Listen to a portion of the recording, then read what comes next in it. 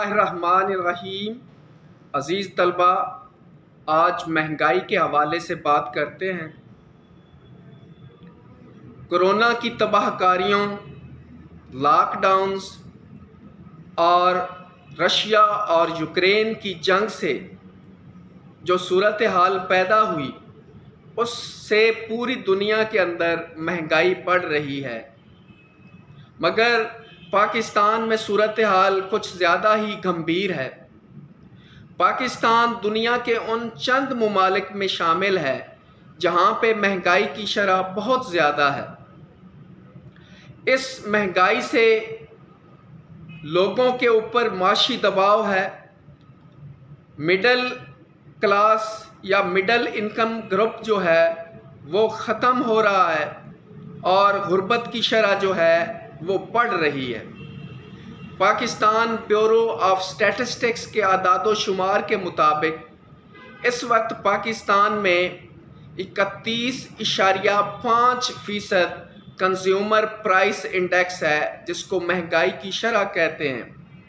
اگر اس میں کھانے پینے کی اشیاء، مشروبات اور ٹرانسپورٹیشن کاسٹ یا کرایوں کو شامل کر لیا جائے تو یہ شرح 45% بنتی ہے، اور اگر اس میں مزید تمباکو کی مصنوعات اور الکحلک مشروبات کو شامل کر لیا جائے تو یہ شرح 47.8% بنتی ہے۔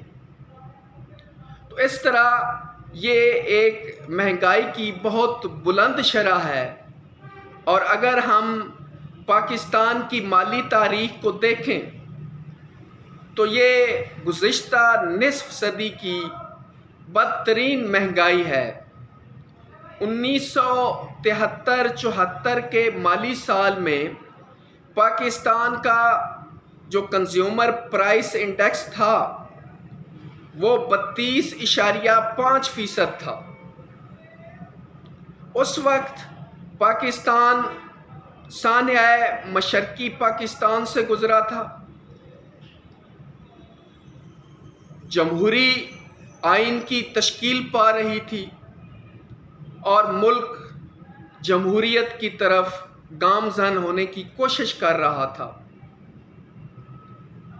مگر آج پھر مہنگائی کے اس طوفان نے عوام کے اندر پریشانی کو جلا دی ہے، اور اس وقت مزید مہنگائی آنے کا خدشہ ہے، کیونکہ فروری کے دوران ہی حکومت پاکستان نے سپلیمنٹری بل پاس کیا ہے۔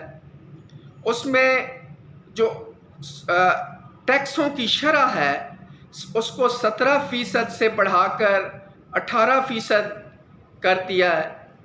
اسی طرح جو فیول پرائسز ہیں، بجلی، گیس، اس پہ ٹیرف کی شرح کو بڑھا دیا ہے۔ جو پیٹرول ہے اس کے اوپر جو ہے گورنمنٹ نے لیوی جو ہے وہ عائد کر دی ہے۔ تو اس طرح حکومت کو تو مزید 170 ارب روپے کے محاصل جو ہیں وہ ملیں گے، مگر اس سے ایک اور مہنگائی کا طوفان آئے گا۔ آنے والے دن کچھ ایسے ہوں گے چھلکے پھلوں سے مہنگے ہوں گے۔ جی، کیونکہ رمضان شریف کا مہینہ آ رہا ہے، اس میں ہمارے تاجروں کی منافع خوری بھی بڑھ جاتی ہے، اور پھر اس وقت پاکستان کے جو معاملات ہیں IMF کے ساتھ وہ ابھی تک سیٹل ڈاؤن نہیں ہوئے۔ اس معاہدے کے ہونے میں ابہام پایا جا رہا ہے۔ IMF کی شرائط جو ہیں وہ کڑی سے کڑی ہوتی جا رہی ہیں، تو اس لیے اس مہنگائی کا جو طوفان ہے یہ ابھی رکنے والا نہیں ہے۔ تو اب یہ مہنگائی جو آئی ہے اس کی کچھ وجوہات بھی ہیں۔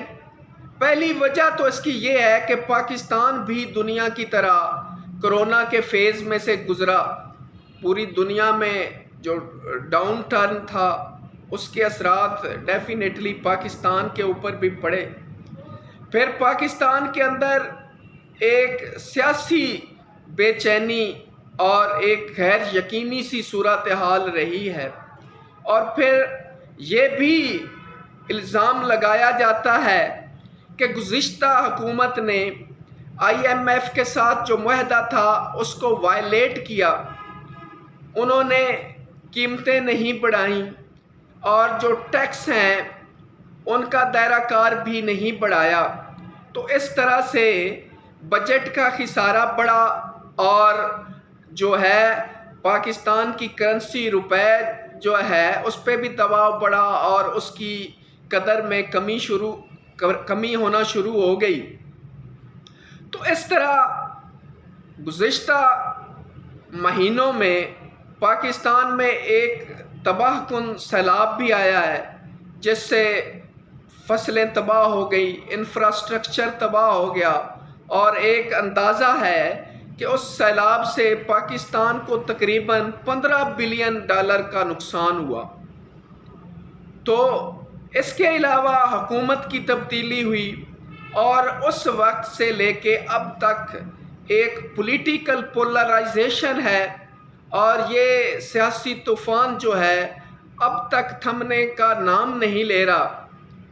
اور پھر پاکستان کے اندر فارن ڈائریکٹ انویسٹمنٹ بھی کم ہے، اور یہاں پہ جو گڈ گورننس ہے اس کے حوالے سے بھی مسائل رہے۔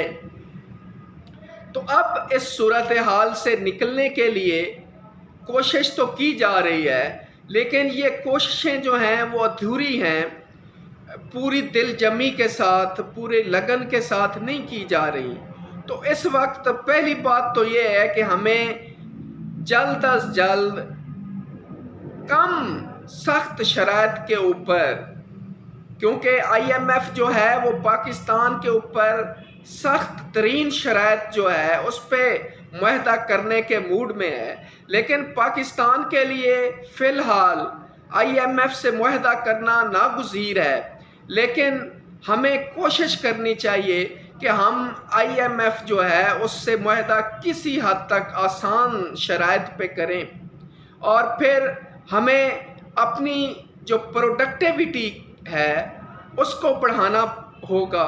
اس کے علاوہ پاکستان کے اندر سادگی کا کلچر جو ہے اس کو اختیار کرنا اشد ضروری ہے۔